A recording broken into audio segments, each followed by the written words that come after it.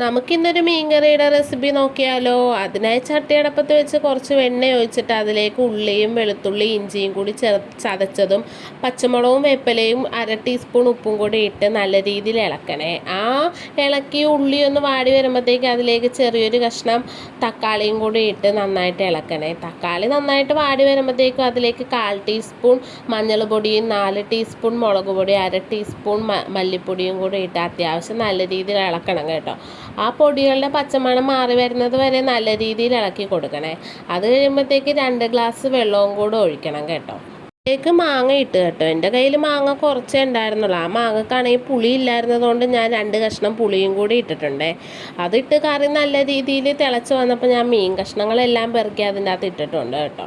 അതെല്ലാം നമ്മൾ ഇളക്കിയൊക്കെ കൊടുത്തിട്ടൊന്ന് അടച്ചു വെച്ചിട്ടുണ്ടേ. അടച്ചു വെച്ച് കുറച്ച് നേരം വെന്ത് കഴിഞ്ഞപ്പോഴത്തേക്കും നമ്മുടെ മീൻകറിയൊക്കെ ഇവിടെ റെഡിയായി വന്നിട്ടുണ്ട്. അപ്പോൾ ഇതാണ് ഞാനിവിടെ വെക്കുന്ന മീൻകറിയുടെ റെസിപ്പി. നിങ്ങൾ ട്രൈ ചെയ്ത് നോക്കൂ കേട്ടോ. എന്നിട്ട് നിങ്ങളുടെ അഭിപ്രായങ്ങൾ കമൻറ്റ് ബോക്സിൽ പറയാൻ മറക്കരുത് കേട്ടോ. അപ്പോൾ tata bye bye, see U.